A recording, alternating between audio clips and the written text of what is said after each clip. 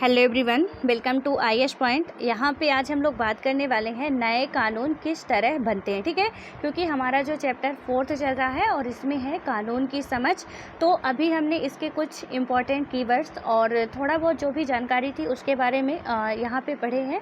अब यहाँ पे आगे यदि हम बात करें नए कानून किस तरह बनाए जाते हैं, यानी कि संसद के द्वारा कानून बनाए जाते हैं। अभी इसके जस्ट जो हम पहले चैप्टर पढ़े हैं उसमें था कि संसद क्यों ज़रूरी होता है किसी भी देश के लिए। ठीक है, वहाँ पे देखे थे वो लोग कैसे नियम कानून बनाते हैं, क्या करते हैं। तो यहाँ पे वो जो नियम कानून बनाते हैं तो वो बनते किस प्रकार है, ठीक है, उसके बारे में हम लोग यहाँ पे बात करेंगे। इस सवाल का आंसर ढूंढने की यहाँ पे कोशिश करेंगे। इसमें बताया जा रहा है कि कानून बनाने में संसद की एक महत्वपूर्ण भूमिका होती है। ठीक है, यानी कि मेनली जो कानून बनते हैं तो उसमें संसद की बहुत बड़ी भूमिका होती है। ये प्रक्रिया कई तरह से आगे बढ़ती है। आमतौर पर सबसे पहले समाज के विभिन्न समूह की किसी खास कानून के लिए आवाज़ उठाते हैं। यह संसद की जिम्मेदारी है कि वह क्या करे, लोगों के सामने आ रही समस्याओं के प्रति संवेदनशील हो। आइए देखें कि घरेलू हिंसा का सवाल किस तरह संसद के सामने आया और घरेलू हिंसा की रोकथाम पर कानून बनने की प्रक्रिया क्या थी। ठीक है, तो घरेलू हिंसा का मतलब सबसे पहले आप यहाँ पे समझिए कि जो औरतों के प्रति क्या किया जाता है, अन्याय किया जाता है। ठीक है, यानी औरतों का शोषण घर में किया जाता है। आप सब लोग बिल्कुल, हालांकि अभी तो ये बहुत कम हो चुका है लेकिन कहीं कहीं अभी भी देखने को ये मिल सकता है। पहले तो बहुत ज़्यादा था कि यहाँ पे क्या होता था कि घर की महिलाओं को, ठीक है, यानी कि उनको चार दीवारी के अंदर रखने के लिए बाध्य किया जाता था। और यदि वो ऐसा नहीं करती थी या कि घर का जो भी कामकाज है उसमें यदि कोई निपुण नहीं है या कि दहेज का कोई मैटर आ गया तो बहुत से ऐसे कारण होते थे, या कि किसी को कोई पसंद नहीं है उसके कारण भी हो गया, मतलब कोई ना कोई बहाना ढूंढ के उनको मारना, पीटना, उनको प्रताड़ित करते रहना, उनको एकदम से दबा के रखना, वो सारी बातें होती थी। ठीक है, हालांकि ऐसा नहीं कह सकते कि बिल्कुल अभी भी सुधार आ गया है। अभी ये जो मीडिया वाले होते हैं वो इतना सब कुछ डीपली दिखाते नहीं है। ठीक है, लेकिन अभी भी जब ये लॉकडाउन की स्थिति चल रही थी तो वहाँ पे कुछ ऐसी समस्या थी कि अब यहाँ पे आप समझिए, जैसे कोई सपोज शराब पीने वाले हैं, ठीक है, आपके घर में ही हो सकते हैं, किसी और आपके पड़ोसी के घर में हो सकते हैं। अब वहाँ पे कोई शराब पीने वाले हैं, अभी ये बिल्कुल हाल फिलहाल का एग्जाम्पल है, लॉकडाउन लगा, वहाँ पे सब कुछ बंद हो चुका था। ठीक है, यानी एकदम से पूरा ऑल ओवर इंडिया बंद था। अब ये लोग क्या करते थे कि जब इनको ना तो शराब मिल रही थी, बस मैं एक एग्जाम्पल के लिए समझा रही हूँ, ठीक है, और यदि आपके आस पड़ोस में या घर में ही ऐसी कोई स्थिति होगी तो आपको बखूबी बिल्कुल समझ में भी आएगा। तो वो लोग क्या करते थे कि जब ना तो कहीं जाने को मिलता था, ना कहीं से पैसा आता था और ना ही उनकी जो लत थी वो पूरी हो पा रही थी, तो ऐसी स्थिति में क्या करते थे, अपने घर की औरतों को मारते थे। ठीक है, अभी भी ये है, आप यदि गांव वगैरह में जाके देखोगे तो इतना नहीं कह सकते हम लोग कि बहुत सुधार आ गया है। हाँ, ये है कि कानून बन चुका है, यानी कि घरेलू हिंसा में जो औरतों को प्रताड़ित किया जाता है उसके लिए कानून बन चुका है, लेकिन औरतें जाना नहीं चाहती हैं। ठीक है, वो क्या कहती है, चलो अब जाएंगे तो जाएंगे कहाँ, वो तो अपना हस्बैंड ही है, बच्चे हैं, अपना ससुराल है। ठीक है, यानी कि कुछ ऐसा सोच के कि समाज क्या बोलेगा, परिवार क्या बोलेगा, घर वालों की इज्जत क्या रह जाएगी, वो सब कुछ सहती रहती हैं अभी भी। जब बहुत ही ज़्यादा परेशान हो जाती हैं या कोई उनके साथ बहुत कोई साथ देने वाला एकदम से डट के मजबूती से खड़ा हो, कोई दूसरा व्यक्ति भी, तभी वो कोर्ट कचहरी तक जाती हैं, नहीं तो कोई झंझट नहीं पालती हैं। ठीक है, क्यों नहीं पालती हैं, क्योंकि वो तो अब कैसे भी हैं, अपने हस्बैंड हैं, ये बच्चे हैं, घर में सास ससुर हैं, किसके खिलाफ वो रिपोर्ट दर्ज कराएं, तो सहती रहती हैं। यानी जब पानी सिर के ऊपर आता है तब ना कहिए कि जाती हैं। और यदि आप लोगों के आस पड़ोस में हो तो बिल्कुल आप लोग रियलाइज़ कर सकते हो कि जो मैं बता रही हूँ वो बिल्कुल सही है। ठीक है, उसके बाद यहाँ पे आप थोड़ा सा पढ़ते हैं कि इसके बारे में क्या क्या नियम कानून बनाए गए थे, फिर उसके बाद आगे और बात करेंगे। होता क्या है कि जब परिवार का कोई पुरुष सदस्य, ठीक है, आमतौर पर पति, घर की किसी औरत को, यानी कि घर की किसी भी औरत को क्या करता है कि आमतौर पर पत्नी, यानी कि यहाँ पे सीधे तौर पे क्या बताया गया है कि घर का या परिवार का कोई सदस्य, जैसे कि पति हो गया और घर की किसी औरत को, मेन रूप से पत्नी को, ठीक है, एक साथ पत्नी के साथ मारपीट करता है, उसे चोट पहुंचाता है या मारपीट अथवा चोट की धमकी देता है, तो इसे घरेलू हिंसा कहा जाता है, ठीक है। यानी कि क्या बताया गया कि घर के पति महोदय, ठीक है, यानी कि जो बोला जाता है पति परमेश्वर जी, वो क्या करते हैं कि इनको घर की पत्नियों को आमतौर पर, क्योंकि अभी भी हमारे यहाँ जो ये पितृसत्ता चल रही है, उसकी वजह से कहीं ना कहीं उन पे कुछ और ही ज़्यादा रौब आता है, ठीक है, कि मैं तो लड़का हूँ, उसके बाद मैं तो इसका हस्बैंड हूँ, यानी दम कुछ भी नहीं है, ठीक है, कमा के 1 रुपये नहीं ला रहे। और वही लोग ज़्यादा इतना गंदा काम करते हैं जिनके पास कुछ भी नहीं होता है, ठीक है, जिनके पास सब कुछ होता है उनके पास इतना टाइम ही नहीं होता ये सब करने का, तो वही लोग ये घटिया काम करते हैं। ऊपर से रौब तो रहता ही है भाई कि हम लड़के हैं, हम पति हैं, पत्नी से कमज़ोर तो हो ही नहीं सकते, और वहीं उठा के एक डंडा पत्नी भी दे दे तो सारी अकड़ाई वहीं की वहीं रखी रह जाती है। लेकिन पत्नी की कुछ मर्यादाएं होती हैं और वो बचपन से उसे सिखाई जाती हैं, ठीक है, और इसीलिए वो चुपचाप सहती रहती है।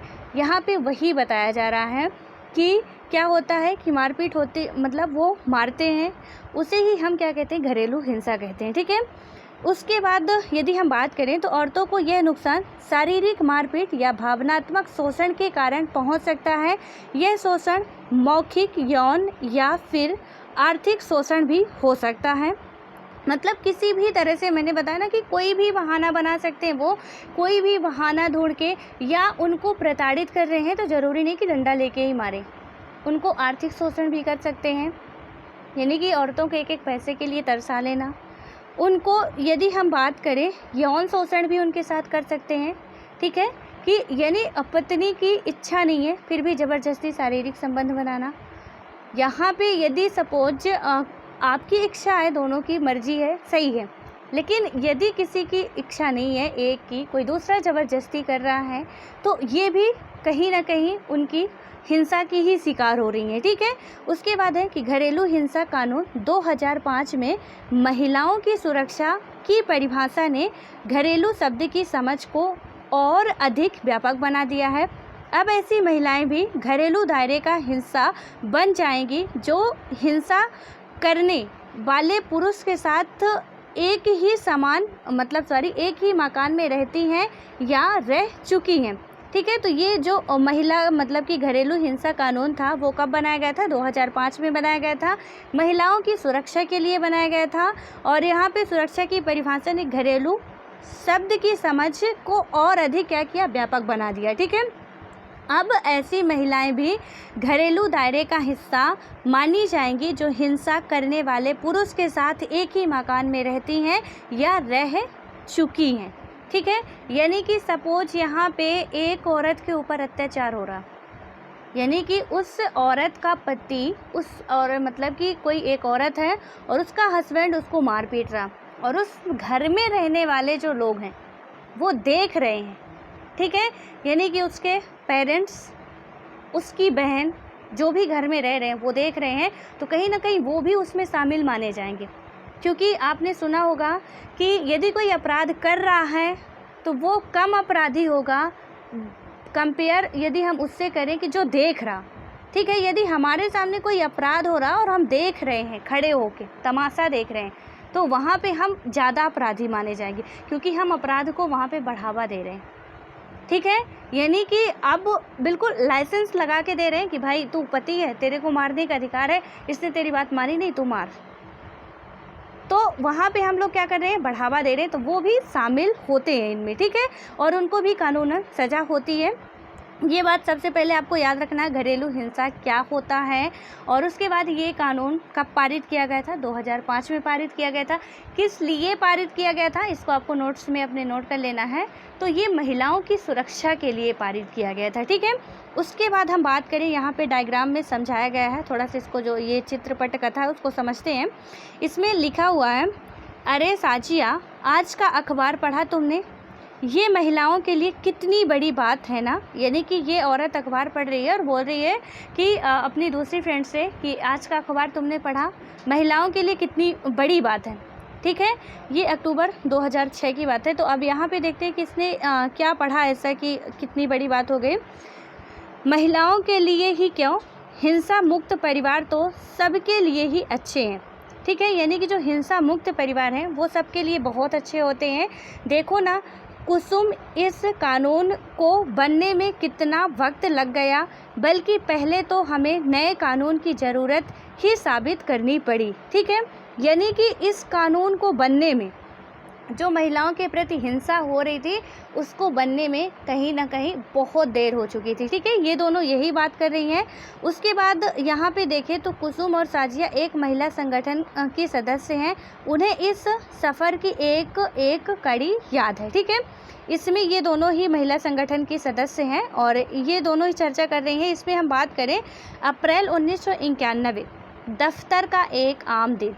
ठीक है, यानी कि ऑफिस का एक आम दिन होता है और वहाँ पे क्या किया जाता है, मुझे सलाह चाहिए, मेरा आदमी मुझे पीटता है, मैंने अभी तक किसी से यह बात नहीं बताई, मुझे बड़ी शर्म आती है। ठीक है, पर अब बर्दाश्त नहीं होता, लेकिन मेरे पास कोई चारा भी नहीं है, मैं कहाँ जाऊँ। यानी कि 1991 की बात की जा रही है। एक औरत आती है यहाँ दफ्तर में। ठीक है, ये जो महिला संगठन बना हुआ है यहाँ पे आती है और ये क्या बता रही है कि मेरा आदमी, आदमी का मतलब ऐसा नहीं, आदमी का आमतौर पे हम कह देते हैं हम सभी, लेकिन गांव वगैरह में आदमी का मतलब होता है हस्बैंड से। ठीक है, कि वो औरत क्या कहती है कि मेरा आदमी मुझे पीटता है, मैंने अभी तक किसी से यह बात नहीं बताई है। ठीक है, क्योंकि उसे शर्म आती है।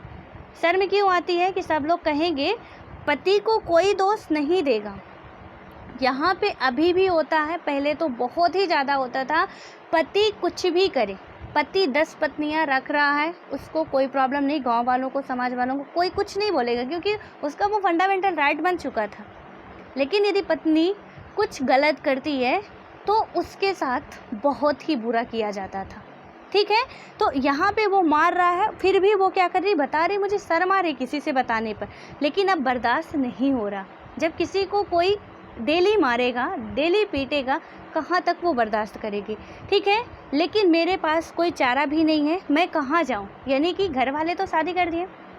अब पहले क्या होता था कि मायके से क्या सिखा के भेजा जाता था कि बेटी यहाँ से तुम्हारी डोली जा रही है, अब अर्थी तुम्हारी ससुराल से ही आएगी। ठीक है, यानी ना तो तुम किसी वजह से घर में हमारे भाग के आना, ना किसी वजह से यहाँ अब तुम रहने आना ससुराल छोड़ के, वरना यहाँ से भी निकाल दी जाओगी। पहले के ज़माने में आप मम्मी या दादी लोगों से पूछिएगा, कुछ ऐसे ही बोला जाता था कि अब सब कुछ जो भी होगा, सुख होगा दुख होगा, तुम्हारे ससुराल में ही होगा और जितने भी कष्ट होंगे सब कुछ सहना पड़ेगा, लेकिन भाग के तुम मेरे इधर मत आना। हाँ, 1-2 दिन रहने खुशी से आ रहे हो तो बेटर है, लेकिन कभी लड़ के, लड़ाई झगड़ा करके या भाग के आ रही हो तो यहाँ से भी निकाल दी जाओ। तो अब उस औरत के सामने कोई चारा नहीं था, वो जाए तो जाए कहाँ। यानी कि घर वाले भी उधर से भेज दिए, कोई उसके पास व्यवसाय भी नहीं है और यहाँ से भी उसको डेली मारा पीटा जा रहा। ठीक है, लेकिन फाइनली वो क्या करती, हिम्मत करके जाती है। इसने बताया, ये जो औरत खड़ी है, मेरा बेटा और बहू मुझसे बहुत बुरा बर्ताव करते हैं। ठीक है, एक महिला को, ये पूरा जो केस स्टडी हम लोग अभी ये पढ़ रहे हैं इसको आप थोड़ा समझिएगा। ठीक है, पूरा केस तैयार किया गया है यहाँ पे एक का पति इसको मार रहा है, दूसरी औरत क्या बोल रही है कि मेरा बेटा और बहू मुझे बहुत बुरा बर्ताव करते हैं, बहुत भला बुरा कहते हैं मुझे, मैं अपने बैंक खातों का भी इस्तेमाल नहीं कर सकती, वे चाहे तो मुझे घर से भी निकाल सकते हैं। ठीक है, यानी कि इस बुढ़िया का घर है, यहाँ पे इसके मतलब बेटा और बहू क्या कर रहे हैं, इसको मतलब बहुत ज़्यादा परेशान कर रहे हैं। ठीक है, क्योंकि वो आमतौर पे होता है ना, हम सभी को लगता है जब तक हम जवान रहते हैं, यंग रहते हैं, ऐसा लगता है कि हम कभी बुढ़े तो होंगे नहीं, इसीलिए हम अपने पेरेंट्स को, या जब शादी वगैरह हो जाती है उसके बाद पता नहीं बुद्धि घास चरने चली जाती है, वहाँ पे फिर क्या होता है कि बेटे और बहू दोनों ही मिल मिला के सोचते हैं और बिल्कुल दिल ही इच्छा रहती है। ठीक है, बहुत ही आपको रेयर केस और प्रेजेंट टाइम में तो और ज़्यादा, ये तो हम नहीं कह सकते कि सुधार हुआ है। यहाँ पे तो और बहुत से वृद्धाश्रम सोचते हैं कि हम इन बनवा दें 4-5। यानी कि अब ऐसा नहीं है कि घर में कोई बूढ़े को रखना चाहता है, जबकि हम उन्हीं से पैदा हुए, उन्होंने हमें छोटे से बड़ा किया, लालन पालन किया, लेकिन हम क्या कहते हैं कि वो बुढ़ी है या कोई बूढ़ी माँ है हमारी, तो वो हमारे घर में बीमार है या उसकी स्थिति, भाई बूढ़ी है तो जरूर बिल्कुल ऑब्वियस है कि वो बीमार होंगी, वो खांसेंगी, वो मतलब यहाँ पे गंदगी भी फैला सकती हैं। तो हमारी रिस्पॉन्सिबिलिटी होती है कि हमको उनकी सेवा करनी चाहिए, लेकिन हम क्या करते हैं, हम सोचते हैं कि हमारे घर की शान और शौकत बिगड़ जाएगी। यदि ये हमारे घर में रहती हैं तो घर की शान और शौकत बिगड़ जाएगी। ठीक है, आप में से एक भीम साहनी जी की कहानी है चीफ की दावत। आप ये कहानी पढ़े होंगे। चीफ की दावत में कैसे पूरा यही यथार्थ दिखाया गया है कि कैसे एक माँ को वो लोग अपने अफसर के आने के उसमें उसको मतलब एक माँ को रखने के लिए उसे जगह नहीं मिल रही थी कि मैं उस माँ को कहाँ पे रखूँ, जबकि लास्ट में उसी माँ की वजह से क्या होता है कि उस लड़के को पदोन्नति मिलती है। ठीक है, लेकिन वो क्या सोच रहे थे कि मैं माँ को छुपा दूँ कहीं पे, यानी ये माँ खांसेगी, यहाँ पे कुछ भी कर सकती है, तो ये जो हमारे अफसर आ रहे हैं, ऑफिसर आ रहे हैं, ये हमको बहुत भला बुरा कहेंगे। लेकिन जब वो माँ से मिलते हैं वो लोग, और माँ को ज़बरदस्ती अंग्रेजी सिखा रहे थे ये लोग, ठीक है, कि यदि मिलना तो ऐसे ऐसे करना, तो बेटे और बहू दोनों ही मिलके किसी एक कोने में बैठा देते हैं। आप जब चीफ की दावत पढ़ेंगे, बहुत अच्छी कहानी है, तो वहाँ पे आपको समझ में आएगा कि कैसे एक वृद्ध व्यक्ति के साथ, चाहे वो माँ हो चाहे पिता हो, ठीक है, वृद्ध में दोनों ही आते हैं, तो उनके साथ कुछ ऐसा बर्ताव आज भी किया जाता है। और इस टाइम पे तो बहुत ही ज़्यादा लोग कोशिश करते हैं कि मेरे घर में कोई बूढ़े व्यक्ति ना रहे, क्योंकि उनकी क्या होती है, शोभा बिगड़ती, ऐसा वो मानते हैं, जबकि रहने से उनके घर की शोभा बनी रहती है, लेकिन कोई ऐसा सोचता नहीं है। ठीक है, खैर इसके आगे यहाँ पे हम बात करें तो इसमें बताया जा रहा है, मैं पुलिस के पास नहीं जाना चाहती, मैं तो बस यही चाहती हूँ कि मारपीट बंद हो जाए। अभी ये औरत क्या बोल रही है, मैं पुलिस के पास नहीं जाना चाहती। इतना इसका हस्बैंड इसको मार रहा है, फिर भी ये क्या बोल रही है, मैं पुलिस के पास नहीं जाना चाहती। दूसरी बुढ़िया क्या बोलती है, मैं बस ये चाहती हूँ कि मुझे मेरे घर में मतलब घर से ना निकाला जाए। यानी कि वो औरत चाहती है कि जो वृद्ध औरत होती हैं वो चाहती हैं कि मुझे मेरे घर से ना निकाला जाए। बिल्कुल सबकी इच्छा होती है, जिन्होंने एक एक ईंट रख के घर बनाया, ठीक है, यानी कि सपोज हमारे पेरेंट्स हैं, वो हमने क्या किया, कुछ नहीं किया, उन्हीं का खा रहे हैं, उन्हीं को धमकिया रहे हैं। ठीक है, यानी उन्होंने पूरा घर बनाया, हमको पाला पोसा, हमको पढ़ाया लिखाया, हमको इस काबिल बना दिया कि आज हम उनको ही क्या कर रहे हैं, घर से निकालने की कोशिश कर रहे हैं। तो कौन होगा जो कि मतलब इतना सब कुछ करने के बाद मरने, जब उसकी लास्ट स्टेज में आते हैं, मरने की स्थिति में होते हैं, तो कोई भी नहीं चाहता कि हम कहीं घर से बाहर जाके मरें।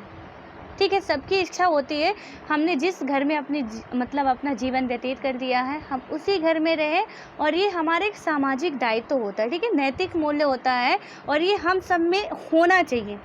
बिल्कुल आप कुछ भी नहीं पढ़े हो, कुछ भी नहीं है, लेकिन फिर भी हमारे अंदर ये नैतिक मूल्य होना चाहिए कि हम उनको ऐसा ना करें उनके साथ, थोड़ा फ्यूचर का। और ये तो बिल्कुल है कि आज आप उनके साथ कर रहे हो, कल आपके भी बच्चे होंगे, और हम अपने बच्चों को बहुत अच्छे तरीके से पालते पोसते हैं। ठीक है, लेकिन जब वही बच्चे फिर आते हैं उस स्टेज में, तब तो और बुरा हाल होने वाला है। जब अभी ये कंडीशन है, आगे चल के कुछ और ही होने वाला है। ठीक है, उसके बाद होता क्या है कि यहाँ पे बदकिस्मती से मौजूदा कानून फौजदारी कानून है, उसमें ये दोनों रास्ते मुमकिन नहीं है।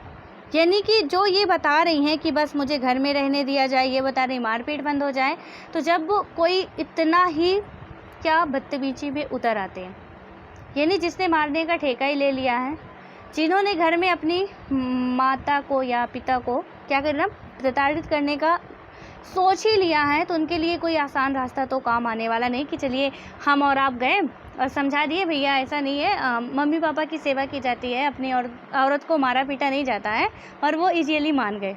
हो सकता है कि 4 डंडे उठा के हम ही को दे दिए, बड़े आए समझाने वाले।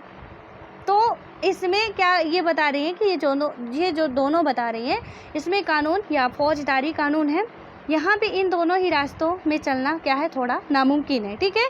उसके बाद होता क्या है कि 1990 के दशक में विभिन्न मंचों पर मतलब विभिन्न मंचों से एक नए कानून की मांग उठती रही है। यहाँ पे सबसे पहले मैं एक बात और बता दूँ आपको, ये जो औरत बोल रही है कि मैं क्या करूँगी, रिपोर्ट लिखवाने नहीं जाऊँगी पुलिस थाने। तो एक मैं यथार्थ घटना बता रही हूँ आपको। मेरे पड़ोस में ही एक महिला थी और उसका हस्बैंड उसको बहुत मारता पीटता था, ठीक है।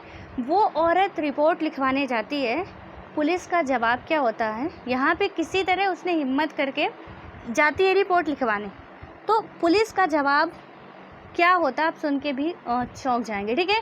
उस पुलिस वाले ने रिपोर्ट लिखने की वजह क्या बोलता है, वो एक गांव में कहावत होती है, मर गए राण खटाई बिना, ठीक है। राण का मतलब होता है जो विधवा औरत होती है। तो इसमें क्या बता, मतलब उसने इतना गंदा वर्ड यूज किया उस औरत के लिए कि यहाँ पे वो औरत ने वहाँ अपनी समस्याएं सुनाने गई थी। थोड़ा हमारी जो प्रशासनिक व्यवस्था है ना, वो भी बहुत ही कहीं ना कहीं हम बात करें तो नीचे गिरती जा रही है। यानी ये यहाँ से अपने बहुत ही आशा के साथ जाती है कि शायद वहाँ से कोई हेल्प मिलेगी, तो वो पुलिस वाला जो व्यक्ति बैठा था वो ऐसे वर्ड का जब यूज करता है तो उस औरत के पास कोई जवाब ही नहीं था। हालांकि उसने फिर और हिम्मत दिखाई, थोड़ा और ऊपर गई और वहाँ पे जाके फिर महिला थाना में उसने रिपोर्ट दर्ज कराया। लेकिन उस पुलिस वाले ने जो किया तो आप समझ सकते हो कि कितना बुरा किया, ठीक है।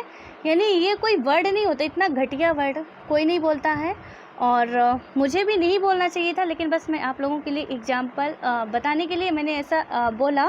तो वहाँ पे कुछ ऐसे प्रशासनिक व्यवस्था भी कहीं ना कहीं साथ नहीं देती है।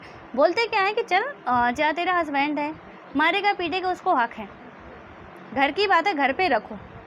वो भी हमको सजेशन दे देते हैं क्योंकि वो भी एक किसी न किसी के हस्बैंड ही हैं, ठीक है। उनके अंदर भी रौब है, एक पुलिस अधिकारी होने से पहले वो किसी के बेटे होंगे, किसी के पिता होंगे, किसी के हस्बैंड होंगे। तो वहाँ पे वो ऐसा जब वर्ड यूज करते हैं तो आप समझ सकते हो कि किसी के ऊपर कैसा बीतेगा, ठीक है। तो हम सब लोग जिसकी तैयारी कर रहे हैं, अब आपको यहाँ से समझना चाहिए कि अपन लोग जिसकी तैयारी कर रहे हैं वहाँ पे हम ये सोच के कर रहे हैं ना कि हम गरीबों की हेल्प करेंगे। सो प्लीज़ बिल्कुल हम पूरी ईमानदारी से यही कोशिश करें कि जो एक गरीब व्यक्ति पीछे खड़ा है हमारे इंतज़ार में, हम उसको टाइम पे टाइम ना खसकाते रहें, उसकी हेल्प करें। कोई औरत आती है उसकी हेल्प करें हम, क्योंकि बिल्कुल जब किसी को कोई शौक़ नहीं होता, यहाँ पे आप समझ लीजिए एक बात, किसी को कोई शौक़ नहीं होता कचहरी वचहरी जाने का, ठीक है, ना तो पुलिस थाने जाने का।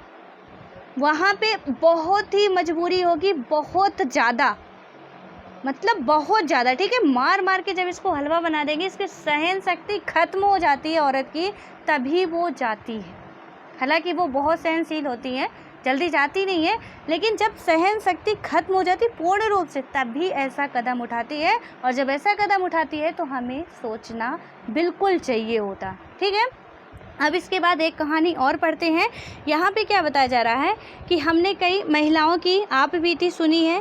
हमने देखा कि महिलाएं मारपीट से बचाव चाहती हैं, वे अपने मकान में रहना चाहती हैं। कई बार उन्हें सिर्फ थोड़ी सी राहत की दरकार होती है। इस मुद्दे से निपटने के लिए एक नया नागरिक कानून होना चाहिए, ठीक है। तो यहाँ पे ये लोग क्या बोल रही हैं कि एक नया नागरिक कानून होना चाहिए, जन सुनवाई की बात की जा रही है। तो इसमें होता क्या है, 1999 में, अब अगली घटना की बात करें, 1999 में वकीलों, कानून के विद्यार्थी और समाज वैज्ञानिकों के संगठन लॉयर्स और कलेक्टिव ने क्या किया कि राष्ट्रव्यापी चर्चा के बाद घरेलू हिंसा रोकथाम एवं सुरक्षा विधेयक का मसौदा तैयार किया। इस विधेयक को बहुत सारे लोगों को पढ़ाया गया, ठीक है। यानी कि इतना सब कुछ पहले से ही चल रहा था। तो 1999 तक में बहुत से लोगों ने मिलकर क्या किया, इसका पूरा मसौदा तैयार करते हैं कि कैसा नियम कानून बनना चाहिए। उसके बाद होता क्या है कि घरेलू हिंसा की परिभाषा में शारीरिक यानी कि जो ये कानून बना है, इस कानून के बारे में आप पढ़ोगे या गूगल पे सर्च करोगे कि महिला या कि घरेलू हिंसा 2005 के बारे में, वो पूरा डिटेल आपको आ जाएगा। ठीक है, यहाँ पे होता क्या है, इसमें लिखा भी रहता है घरेलू हिंसा की जो परिभाषा है मेन रूप से क्या है, शारीरिक, आर्थिक, यौन और मौखिक व भावनात्मक दुर्व्यवहार को भी शामिल किया जाना चाहिए। मौखिक का मतलब ये है, शारीरिक का मतलब मारपीट हो गया, आर्थिक का मतलब या आर्थिक रूप से उन्हें आप परेशान कर रहे हो, यौन का मतलब आपको हो गया कि ज़बरदस्ती आप संबंध बना रहे हो, ठीक है, बिना सामने वाले की इच्छा की। उसके बाद है मौखिक का मतलब है हम उसको आए दिन मतलब खिला पिला तो बहुत ज़्यादा रहे हैं, ठीक है, लेकिन ऐसी बातें बोल रहे हैं कि जितना खा रही है उससे ज़्यादा कहीं हम उसको जला दे रहे हैं। यानी कि बातें भी किसी किसी को बहुत बुरी लगती है। सपोज आप मेरे घर में रह रहे हो, ठीक है, और मैं क्या कर रही हूँ कि आपको बढ़िया बढ़िया सब कुछ व्यवस्थाएं दे रही हूँ, लेकिन आपको आए दिन सुबह से लेकर शाम तक गालियों पे गालियाँ दिए जा रही, ताने मारे जा रही, ठीक है, तो वहाँ पे क्या होगा, कहीं ना कहीं आप बहुत ज़्यादा परेशान होगे और हो सकता है कि आप इतने ज़्यादा परेशान हो जाओ कि आत्महत्या करने पर भी मजबूर हो जाएं, ठीक है, और ऐसा बिल्कुल होता है यहाँ पे। इसीलिए मौखिक भी रखा गया, भावनात्मक इसी में आ जाएगा, भावनात्मक भी उनको क्या होगा, ठेस पहुँचता है। दुर्व्यवहार को भी शामिल किया जाना चाहिए।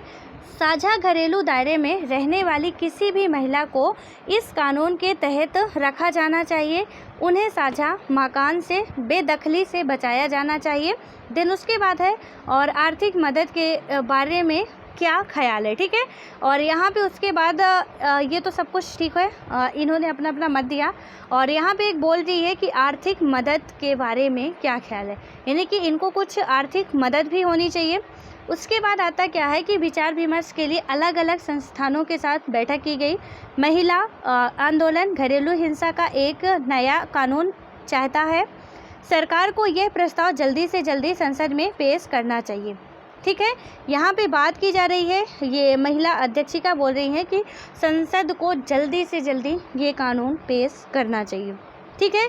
कानून हालांकि उसका मसौदा तैयार कर लिया गया था, उसमें चर्चा की जा रही थी कि क्या कैसे होना चाहिए। उसके बाद आखिरकार 2002 में यह विधेयक संसद में पेश कर दिया गया, यानी कि 1900 बात करें 91 1990 की घटना हम देखें, कोई बात नहीं की जा रही थी, ठीक है, कुछ महिला संगठन बनाए गए थे। उसके बाद 1999 में हम देखते हैं कि कुछ लोगों ने मिलके, मतलब कुछ विद्वानजन मिलके ये मसौदा तैयार करते हैं फाइनलिस्ट। उसके बाद क्या होता है कि इसमें विचार विमर्श होता है, कई लोगों को पढ़ाया जाता है कि क्या ये उचित है, मतलब यहाँ पे हम समझ रहे हैं ना कि कानून कैसे बनते हैं। तो ये नहीं, मैं थोड़ा महिला में ज़्यादा घुस गई हूँ, तो वहाँ पे थोड़ा ठीक है, आपको एक सामाजिक मतलब जो भी हमारे दायित्व होते हैं वो हमको कभी नहीं भूलने चाहिए, ठीक है। लेकिन यहाँ पे हम क्या पढ़ रहे हैं कि कानून बनते कैसे हैं, तो पूरा उसका प्रोसेस होता है, यानी उसका मसौदा तैयार किया जाता है, कई लोगों को पढ़ाया जाता है, विचार विमर्श उसमें किया जाता है। उसके बाद आखिरकार क्या होता है कि 2002 में यह विधेयक संसद में पेश कर दिया गया। लेकिन इस विधेयक में कोई भी मतलब की बात करें तो इस विधेयक में कोई भी वो बात नहीं है जो हमने सुनाई थी, यानी कि इन औरतों ने जो क्या बताई सुझाई थी, ये जो औरतें सुझाई थी बातें, तो संसद में कानून तो पेश होता है, जो भी वो विधेयक बना था और वो पेश किया जाता है। लेकिन ये क्या बोल रही हैं जो महिला संगठन की औरतें हैं कि यहाँ पे कोई बात तो है ही नहीं वो जो हम लोगों ने सुझाई थी, हमें विधेयक की इस रूप का विरोध करना चाहिए। यानी ये महिलाएं क्या बोल रही हैं कि हमें विधेयक के इस रूप का विरोध करना चाहिए, यानी पूरा मसौदा चेंज कर दिया जाता है कि वो महिलाएं, कुछ जो महिलाएं प्रताड़ित थी वो कुछ अलग ढंग से बना के दे रही थी, लेकिन संसद में पहुंचने के बाद कुछ अलग ढंग से कर दिया जाता है, ठीक है।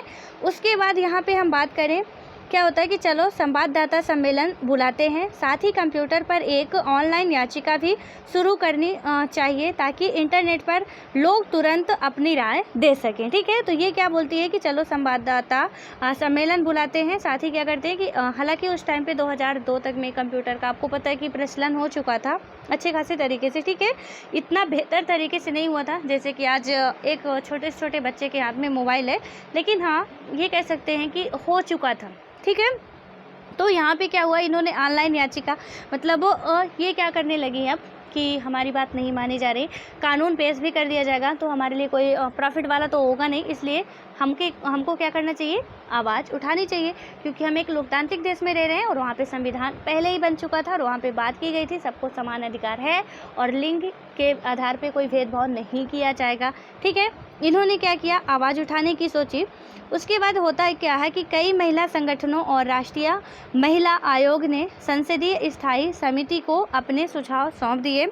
फिर होता क्या है कि संसदीय स्थायी समिति के माननीय सदस्यगण वर्तमान विधेयक को बदलना जरूरी है, हम घरेलू हिंसा की प्रस्तावित परिभाषा से सहमत नहीं हैं। यानी कि ये औरतें क्या बोल रही हैं कि जो ये आप बनाए हो हम इससे सहमति नहीं है, इसको बदलना ज़रूरी है। ठीक है, उसके बाद एक अगले व्यक्ति के द्वारा बोला जाता है कि इस कानून में बच्चों की अस्थायी कस्टडी का भी इंतजाम होना चाहिए। यानी कुछ और सजेशन दे रहे हैं कि बदलना चाहिए, कुछ सजेशन दे रहे हैं कि हाँ बच्चों के लिए भी अस्थायी कस्टडी का भी इंतजाम होना चाहिए। ठीक है, उसके बाद हम बात करें यहाँ पे, तो यहाँ पे आगे की बात करें तो इसमें सुझाया जा रहा है कि अक्टूबर 2006 में एक संवाददाता सम्मेलन के दौरान कौन सी घटना होती है, यह नया कानून क्या है, पूछा जाता है एक व्यक्ति के द्वारा यह नया कानून क्या है, तो यह पहला कानून है जिसमें महिलाओं के हिंसा मुक्त परिवार के अधिकार को मान्यता दी गई और घरेलू हिंसा की एक व्यापक परिभाषा पेश की गई। ठीक है, तो ये पूछता है कि ये जो नया कानून बनाया गया किस बारे में है, क्या है, और बिल्कुल हम एक लोकतांत्रिक देश में रह रहे हैं तो जितना भी होता है सब कुछ पूछने का अधिकार है, बिंदास जो भी हो रहा है हम बिल्कुल पूछ सकते हैं ये क्या है, क्यों है, कैसे है। ठीक है, वो सारी बातें हम जान सकते हैं। यहाँ पे बताया जा रहा है कि यह पहला कानून है जिसमें क्या है कि महिलाओं की हिंसा मुक्ति के लिए बनाया गया है। ठीक है, कि जो भी परिवार में हिंसा हो रहे हैं उनसे महिलाओं को बचाया जा सके, उन्हें भी एक कहीं ना कहीं पुरुष से बेहतर नहीं तो पुरुष से बदतर भी जीवन ना जीने दिया जाए, बस इतना प्रयास किया जा रहा था। ठीक है, और हालांकि अभी भी कंडीशन जो मैंने बताया कहीं ना कहीं वही है, बट बहुत कुछ सुधार हो चुका है। ठीक है, यह एक दीवानी कानून है जो करोड़ों महिलाओं को राहत प्रदान करेगा। बहुत सारी पत्नियों, माँओं, बेटियों और बहनों को अपने घरों में हिंसा से निजात मिलेगी। ठीक है, यानी कि क्या बताया जा रहा है कि यह एक क्या है, दीवानी कानून है। ठीक है, जो कि क्या करेगा, करोड़ों महिलाओं को, यानी देश में पूरे देश के लिए बनाया गया था, तो यहाँ पे करोड़ों महिलाओं को क्या होगा, राहत मिलेगी। बहुत सारी पत्नियों को, माँओं को, ऐसा नहीं कह सकते हम कि घरेलू हिंसा में सिर्फ पत्नी के साथ ही मारपीट की जाती, क्योंकि हमने 2 कहानी पढ़ी। ठीक है, तो वहाँ पे माँ के साथ भी मारपीट की जाती है या कि माँ के साथ बुरा दुर्व्यवहार किया जाता है, बहन के साथ भी हो सकता है, पत्नी के साथ तो बिल्कुल आम बात ही है, बेटी के साथ भी हो सकता है, तो सबके लिए ये कानून बहुत ही हेल्पफुल होगा। ठीक है, यहाँ पे ये बताया जा रहा है। उसके बाद हम आगे बात करें, संवाददाता सम्मेलन के दौरान ये सारी बातें होती है। देन उसके बाद आता है कि यह कानून एक बहुत, ठीक है, महत्वपूर्ण कदम है। यह कानून एक साझे मकान में रहने के महिलाओं के अधिकार को मान्यता देता है। महिलाएं किसी भी तरह की हिंसा के खिलाफ सुरक्षा का आदेश प्राप्त कर सकती हैं। महिलाएं अपने इलाज और अन्य खर्चों के लिए आर्थिक सहायता प्राप्त कर सकती हैं। ठीक है, यदि कि यहाँ पे अब बताया जा रहा है, और ये बताया नहीं जा रहा, आप लोगों को भी बताया जा रहा और समझाया भी जा रहा है कि ये कानून जो है अभी भी वही कानून बना हुआ है। तो यदि आपके आस पड़ोस में, आपके घर परिवार में यदि ऐसा कुछ होता है तो हमारे पढ़ने का मतलब नहीं है कि हम ये इसको पढ़ें, एग्ज़ाम देने जाएं, कॉपी में छाप दें, चले आएं। पढ़ने का मतलब ये नहीं है। ठीक है। थोड़ा बहुत पढ़ने का मतलब ये भी है कि थोड़ा बहुत हमारे अंदर नैतिकता का भाव भी आना चाहिए, यानी कि सामाजिक दायित्वों को समझना चाहिए। घर परिवार में क्या हो रहा, आस पड़ोस में क्या हो रहा है, तो थोड़ा बहुत हमको ये बातें समझनी चाहिए और लोगों को न्याय दिलाने की कोशिश करनी चाहिए, ठीक है। उसके बाद हम बात करें, अब एक और लंबा सफ़र शुरू होता है। अब ये महिला क्या बोल रही है कि अब एक और लंबा सफ़र शुरू होता है। यहाँ पे क्या सफ़र शुरू होता है, हाँ, हमें इस बात का ख्याल रखना है कि इस कानून में जिन बातों का वादा किया गया है उन्हें सचमुच लागू किया जाए। हमें सब तरफ नज़र रखनी पड़ेगी। हमें महिलाओं, पुलिस, न्यायपालिका सभी को इस कानून के बारे में शिक्षित करना होगा, ठीक है। यानी कि ये क्या बता रही हैं जो महिला संगठन के लोग हैं कि हमें अब इसके बारे में थोड़ा और सजग रहना पड़ेगा और सबको जागरूक करना पड़ेगा, सभी महिलाओं को।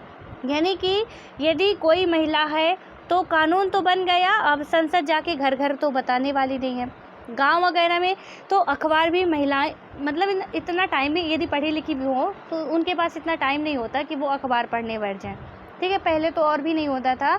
तो वहाँ पे ये क्या कर रहे हैं कि अब हमको एक अभियान चलाना चाहिए जिससे हम सभी औरतों को जागरूक कर सकें कि अब यदि आपके साथ ऐसा कुछ होता है तो आप बिल्कुल न्याय के लिए लड़ सकती हैं, ठीक है। आप वहाँ पे आपको न्याय मिलेगा और आप जाके न्याय मांग सकती हैं।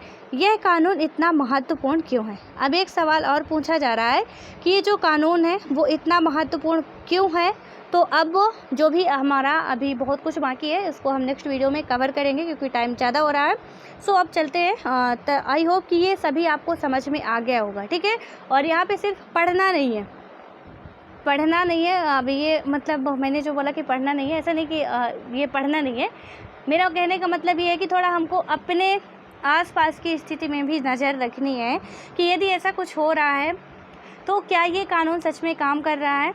हम भी देख सकते हैं, जाके किसी को न्याय दिला सकते हैं तो बहुत अच्छी बात होगी, ठीक है। बिल्कुल डरना नहीं है क्योंकि हम एक लोकतांत्रिक देश में रह रहे हैं। और यदि हम डरे, एक पढ़े लिखे इंसान हो के एक डीएम बनने जा रहे हैं और आज से ही हम डरने लगे कि किसी के घर में टांग अड़ाते हैं तो वो हमको क्या बोलेगा, तो फिर कोई मतलब जब हम एक प्रशासनिक पद पे जाएंगे तो फिर भ्रष्टाचार के अलावा मुझे नहीं लगता कुछ कर पाएंगे, ठीक है।